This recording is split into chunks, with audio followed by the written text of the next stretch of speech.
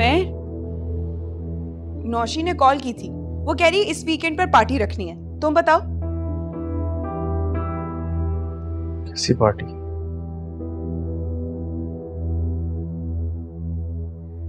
क्या हो गया है तुम्हें? पार्टी जो हम हमेशा किया करते थे। नौशी के बाबा का सी साइड के करीब कोई फार्म हाउस है, वो कह रही थी हम वहां जा सकते हैं। लाइव बारबेक्यू करेंगे, म्यूजिक होगा, फन करेंगे। That's it. मुझे किसी पार्टी पे नहीं जाना, मेरा मूड नहीं है। हम इतने दिनों से कहीं नहीं गए, इसी बहाने हमारा अच्छा गेट टुगेदर हो जाएगा, सब लोग होंगे, बहुत मजा आएगा। कहा ना मैंने कि मेरा मूड नहीं है। ठीक है।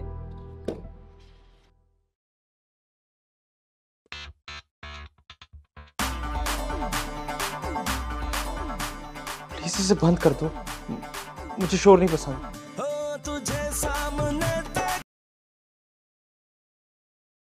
मगर क्यों बंद करवा रहे हो? तुम्हें तो ये म्यूजिक बहुत ज्यादा पसंद था ना, और इससे कई ज्यादा वॉल्यूम में सुनते थे तुम। हाँ, फिर अब क्या हो गया है?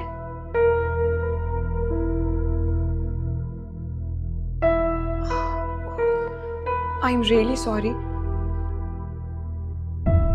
तुम्हें तो बहुत दर्द हो रहा होगा ना। अब कैसी तबीयत है तुम्हारी? ठीक हूँ, मैं बेहतर हूँ। ऐसा करती हूँ, नौशी को कॉल करके नेक्स्ट वीकेंड का प्लान करती हूँ, जब तक तुम्हारी तबीयत भी ठीक हो जाएगी, है ना? हेलो। हाँ नौशी।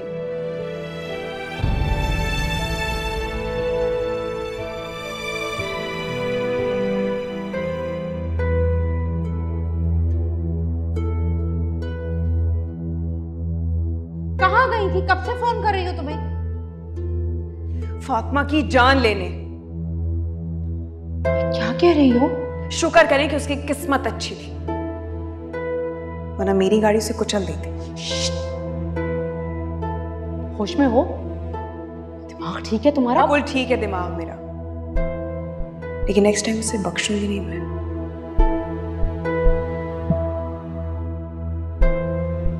भाभी जान तुम्हारी उमर से शादी कभी नहीं होने देंगी, ये बात मैं जानती हूँ। और तुम्हारी इस बेकार की जिद की वजह से मैं इतना अच्छा रिश्ता गंवा नहीं सकती अनीका। मैंने उन लोगों को कल बुला लिया है। ठीक है, बुलाए उन्हें, पूरे दिल से बुलाए, लेकिन मैं नहीं मिलूंगी उनसे, ये याद रखिएगा।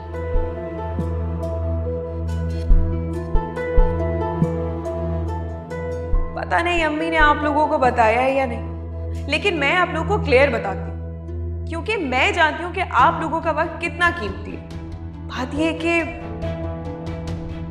मैं शादी नहीं करना चाहती।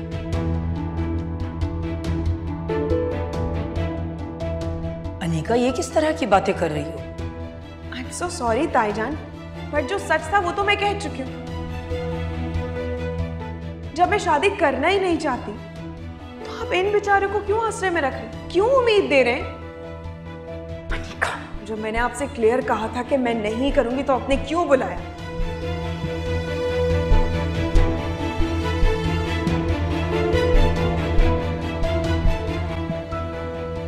सुल्ताना, नाश्ता तैयार हो गया? सुल्ताना, क्या बात है सुल्ताना, तुम्हारी तबीयत तो ठीक है? जी भाभी जान, ठीक हूँ। दरअसल रात को नींद देर से आई तो सर में दर्द है। अच्छा, तो मैं तुम्हें सर दर्द की दवा देती हूँ। नहीं भाभी जान, इसकी ज़रूरत नहीं है। ये दर्द पेन किलर से ठीक होने वाला नहीं। एक्चुअली इस दर्द की दवा किसी के पास है ही नहीं। आप बेटी की माँ नहीं है ना, आपको एहसास नहीं होगा।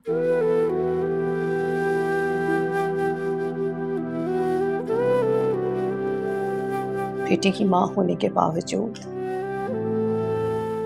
मैंने आपसे अनीका और उमैर के रिश्ते की बात की थी। दोनों घर के बच्चे हैं,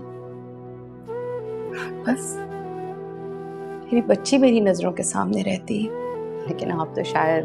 अरे सुल्ताना, मैंने उमर से बात की थी, तुम जैसा चाहोगी वैसे ही होगा इंशाल्लाह। लेकिन कब होगा भाभी जान? अब तो उमर खैर से बहुत बेहतर हो गया है। क्या बात है भाभी जान? क्या कहा उमर ने? नहीं सुल्ताना, तुम जानती तो हो उमर के साथ इतना खौफनाक हादसा पेश आया। मैं बस उससे थोड़ा सा वक्त देना चाहती हूँ। जब भी आपसे इस बारे में बात करती हूँ आप ऐसा ही कोई जवाब दे देती हैं, मुझे साफ खुल के क्यों नहीं बताती? सुल्ताना, मैंने तुमसे कहा ना कि तुम बिल्कुल बेफिक्र हो जाओ, जो भी होगा इंशाल्लाह अच्छा ही होगा। मेरी अनीका तो बीच में अटक कर रह गई है।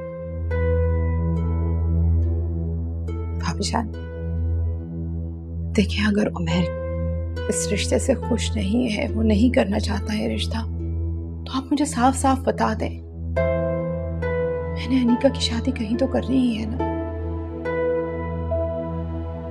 जवान बच्ची को सारी जिंदगी ऐसे घर में तो बिठा कर नहीं रख सकते।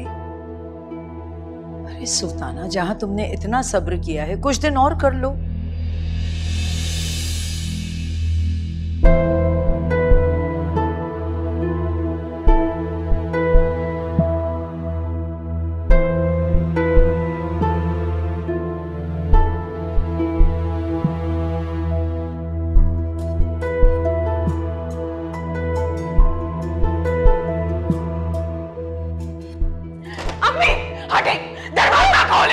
दरवाजा क्यों बंद किया आपने? आपको पता है ना कि मैं उमर से कितनी मोहब्बत करती हूँ। उसमें सिर्फ मेरा हक है और मैं अपना हक अच्छी तरह लेना जानती हूँ। तुम हो गया, तुम बात सुना मेरी। खबरदार, कभी तो मेरी बात सुना करो। मैं बहुत मोहब्बत करती हूँ उमर से, आप ये बात अच्छी तरह जानते हैं ना। उसका किसी और को होते हुए नहीं देख सकती।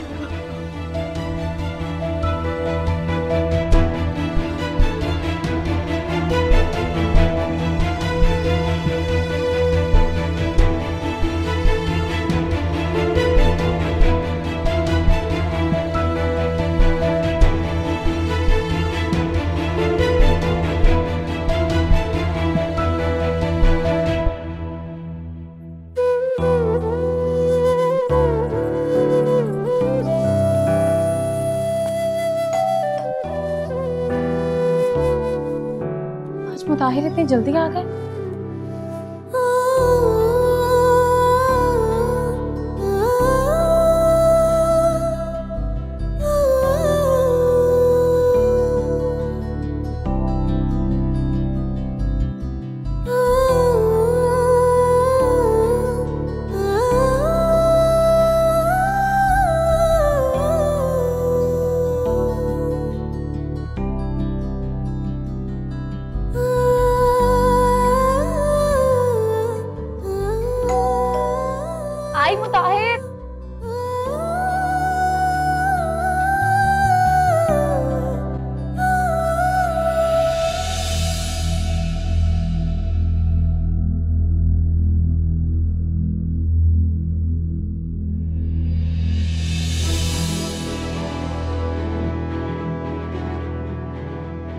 तुम? मैं नहीं आ सकता, अंदर आने का नहीं कहूँगा। आओ।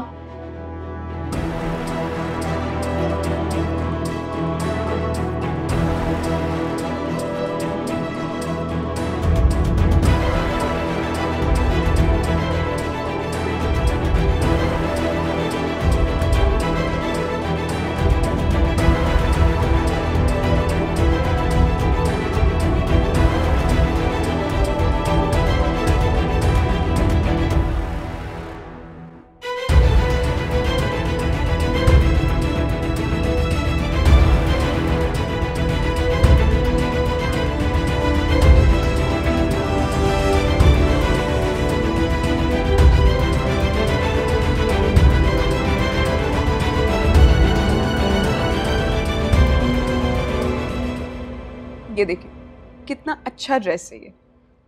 ड्रेस तो अच्छा है अनीका, लेकिन अभी पिछले महीने ही तुमने 2 ड्रेसेस लिए थे। तुम्हें पता है भाईजान हमें एक लिमिटेड पैसे देते हैं, हम ऐसे फजूल खर्चियाँ तो अफोर्ड नहीं कर सकते। कुछ भी है, लेकिन मुझे ये चाहिए तो चाहिए। और रही बात ताईजान की, मैं ताईजान से जाके कह देती हूँ। और वैसे भी वो मेरी बात को कभी ना नहीं करते। ये तो है, वैसे भाई तुम्हारी कोई बात टालते नहीं है। आखिर को मैं उनकी लाडली जो हूं, तो भला कैसे मना करेंगे? हाँ,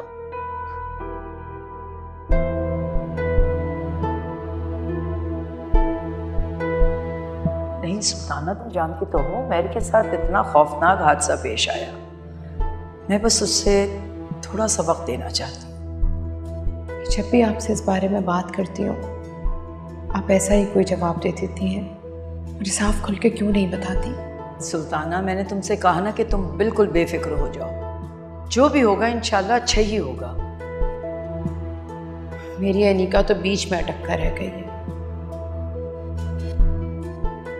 भाभीजान देखिए, अगर उमैर इस रिश्ते से खुश नहीं है, वो नहीं करना चाहता है रिश्ता, तो आप मुझे साफ साफ बता दें। मैंने अनीका की शादी कहीं तो करनी ही है ना। जवान बच्ची को सारी जिंदगी ऐसे घर में तो बिठा कर नहीं रख सकती। अरे सुल्ताना, जहां तुमने इतना सब्र किया है कुछ दिन और कर लो।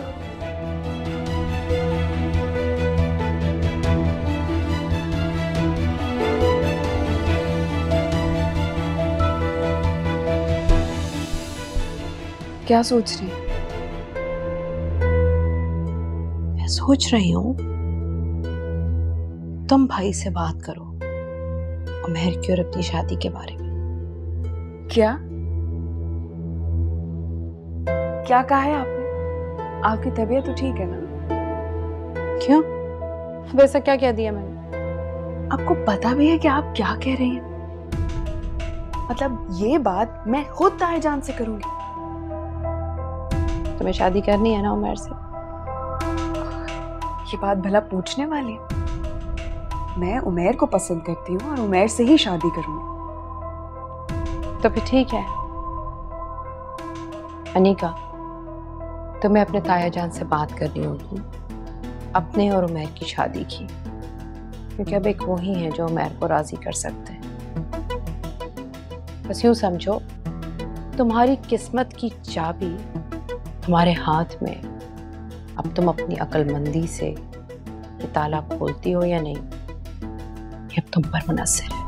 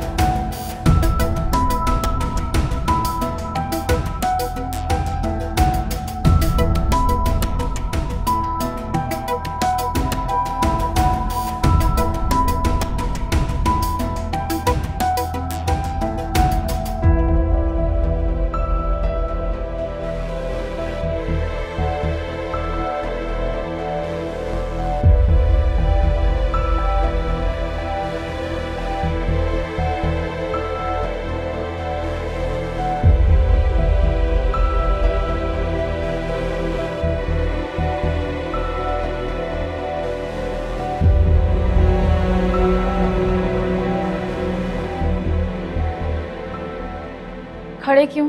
बैठ जाओ, मुताहिर बस आते ही होंगे।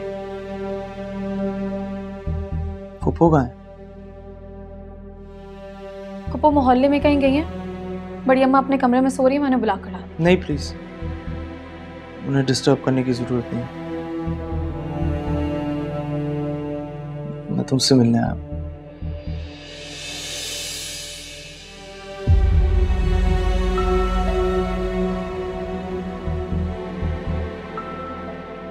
इतना बड़ा हादसा हो गया उमैर तुम्हारे साथ, लेकिन तुम नहीं बदले। इंसान को अल्लाह की आजमाइश से इबरत हासिल करनी चाहिए।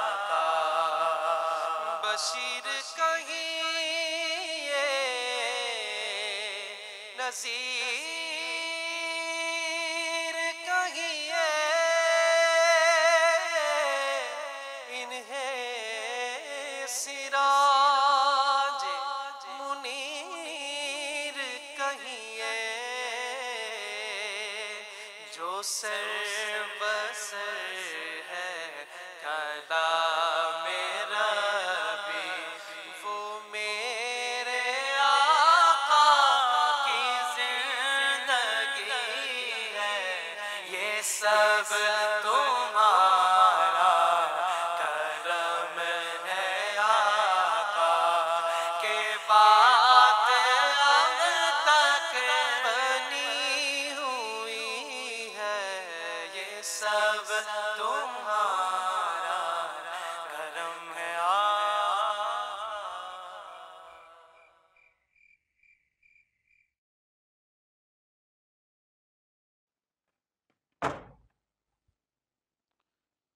नसरीन, भाई कहाँ हैं तुम्हारे साहबजादे? सुबह से वो नजर ही नहीं आया। जख्म भर जाने का मतलब ये हरगिज नहीं है कि वो फिर से आवारागर्दी करने लग जाए। अरे आप ऐसे क्यों कह रहे हैं? मेरा बेटा बहुत बदल गया है। पता नहीं तुम्हें ऐसा क्यों लग रहा है। मैंने खुद महसूस किया है, अब वो पहले जैसा नहीं रहा मंसूर। मुझे तो लगता है नसरीन, उमर में कोई तब्दीली नहीं है। कुछ लोग ऐसे होते हैं जिन्हें वक्त नहीं बदल सकता, सिर्फ हालात ही बदल सकते हैं। शायद इस हादसे से कोई बड़ी मुसीबत उसके सर आन पड़े तो शायद बदल जाए। अल्लाह ना करे मंसूर, आप ऐसे क्यों कह रहे हैं? इतनी बड़ी मुसीबत से गुजरा है मेरा बेटा और अब भी उसे तकलीफ है। आप तो सारा दिन दफ्तर में होते हैं, आपको क्या पता घर में क्या हो रहा है, कौन आ रहा है, कहाँ जा रहा है, क्या होता है घर के अंदर। आ जाओ। आओ आओ बरखुरदार आओ। कहाँ थे तुम? मैंने तुमसे कहा था कि जब तबीयत ठीक हो जाए तो ऑफिस आ जाया करो। क्यों नहीं आए तो? कल से आ जाऊंगा बाबा। तुम हमेशा मेरी बात का अधूरा जवाब क्यों देते हो? मैंने ये भी पूछा था कि कहाँ थे तुम? पप्पो के पास गया था, फातिमा से कुछ बात करनी थी। देखा तुमने, तुम्हारा बेटा कभी नहीं सुधर सकता।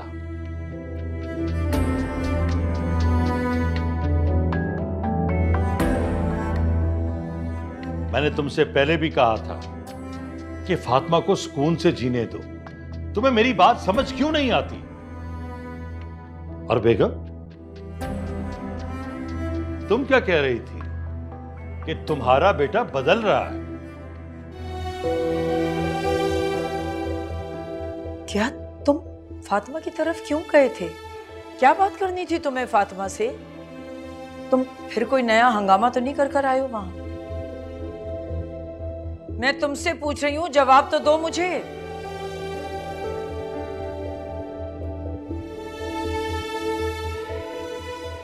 मुझे आप दोनों से कुछ बात करनी है।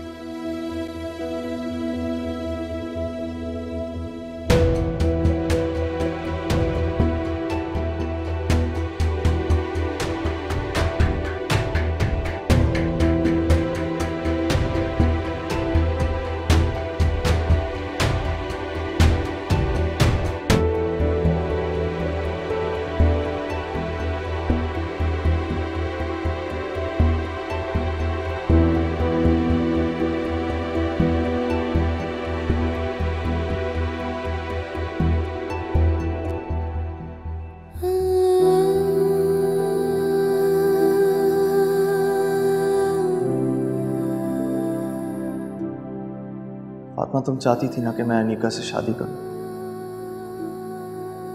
मैं उससे शादी करने के लिए तैयार हूं। अब कौन सी नई शर्त लेकर आया? मेरे बाबा भी मर गए, अब क्या छीनोगे मुझसे? कौन सा तूफान लेकर आओगे अब मेरी जिंदगी में? फातिमा, मैंने जो भी फैसला किया तुम्हारी खुशी के लिए किया। झूठ बोल रहे हो तुम। तुम्हारे जैसा शख्स किसी दूसरे की खुशी का सोच ही नहीं सकता। ऐसी अजीब बात है ना फातिमा, जब मैंने तुमसे झूठ बोला तो तब तुमने मेरी बात का यकीन कर लिया। और आज जब मैं तुमसे सच बोल रहा हूं तो तुम मेरी बात का यकीन नहीं कर रही। तुम सही कहती हो फातिमा, दुनिया सिर्फ झूठों की है।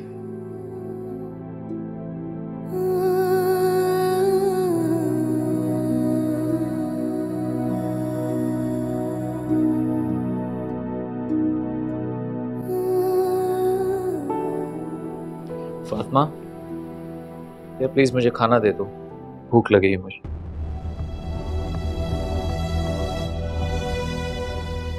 फातिमा। जी मुझसे कुछ कह रहे हैं? हाँ तो मेरे और तुम्हारे अलावा इस कमरे में मौजूद कौन? तुमसे ही कह रहा हूँ, भूख लगी, मुझे खाना दे दो। जी लगाती हूँ।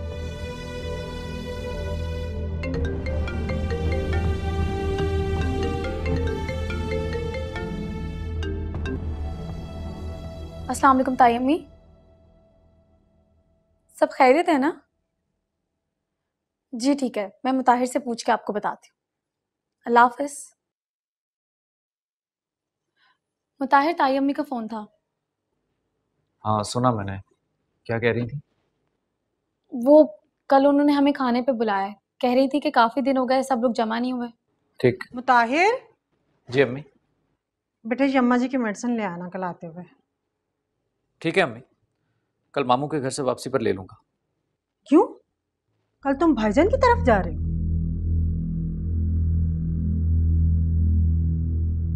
तुम दोनों मियाँ बीवी खुद ही प्रोग्राम डिसाइड कर लेती हो, मुझसे कोई पूछना भी गवारा नहीं करता। माँ हूं मैं।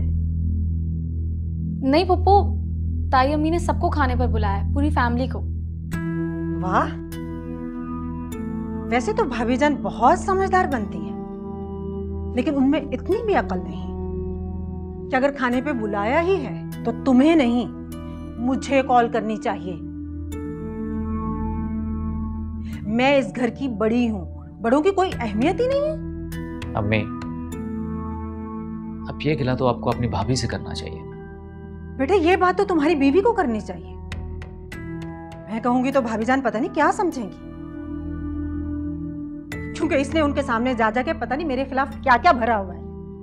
नहीं पप्पू, मैं ताई अम्मी को आपके बारे में क्यों कुछ कहूंगी, आप तो बहुत अच्छी हैं। रहने दो, अच्छी तरह जानती हूँ तुम मुझे कितना अच्छा समझते हो।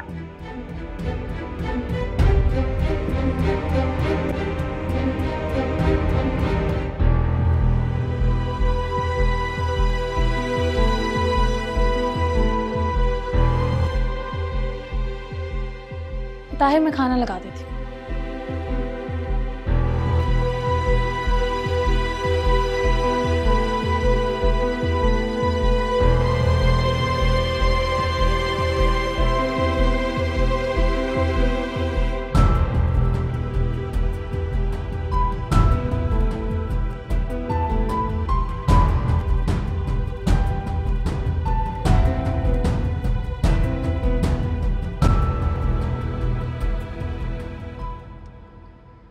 ये तुम किस जगह पर ले आए हो मुझे? इतनी वीरान है, और तुमने कहा था कि हम थोड़ी देर के लिए बाहर जाएंगे। कहाँ जा रहे हैं, क्यों जा रहे हैं, कुछ तो बोलता है बंदा। मैं कितने अजीब से कपड़े पहनकर आ गई हूँ। तो यहाँ का सुकून अच्छा नहीं लग रहा? इतनी सुकून वाली जगह।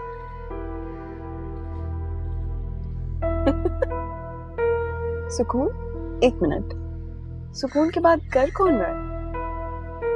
जो पार्टी में इतना लाउड म्यूजिक सुनता था कि जब तक हमारे सर में दर्द होना शुरू नहीं होता था तुम बंद नहीं करवाते थे, और आज सुकून की बात कर रहे हो।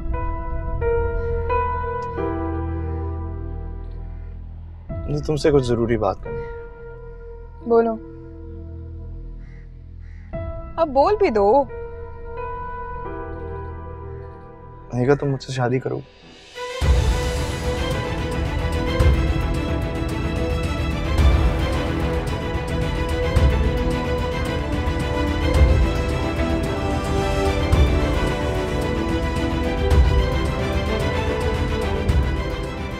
क्या?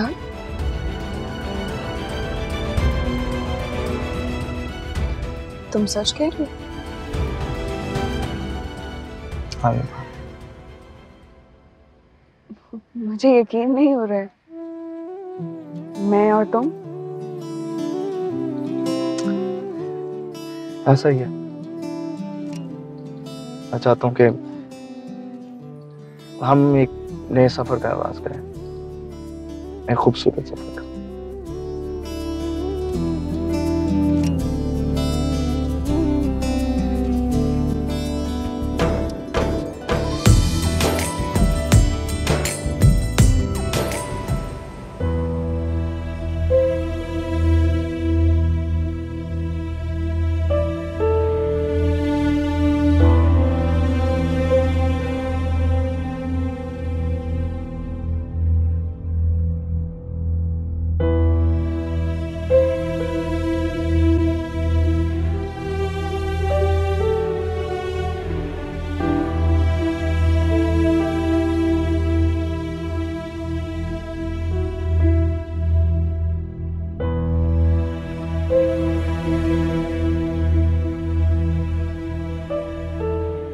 अम्मी बिल्कुल ठीक कह रही थी, आप बिल्कुल भी बात नहीं करते।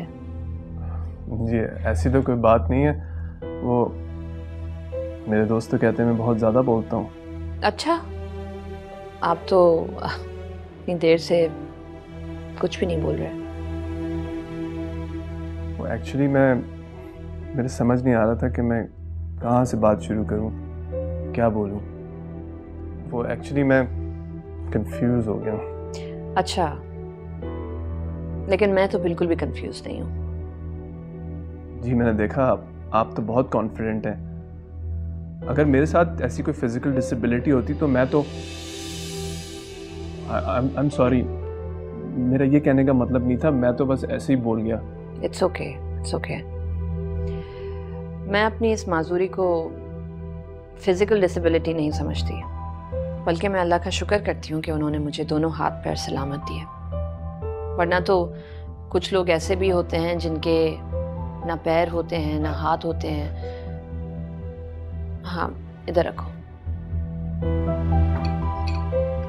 बस तुम जाओ। चीनी कितनी लेते हैं आप? 1 चमचा।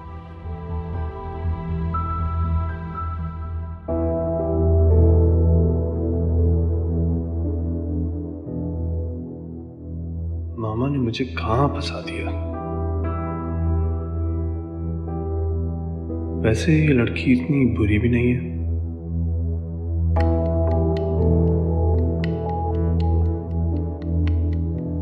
अगर इसके पाँव में प्रॉब्लम नहीं होती तो सही थी। घर भी अच्छा खासा है।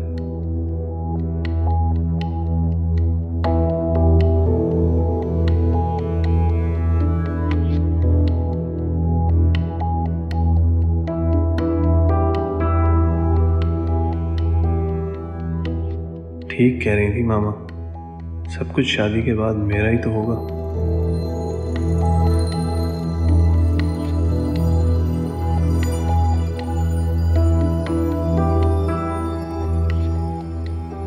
आपकी चाय।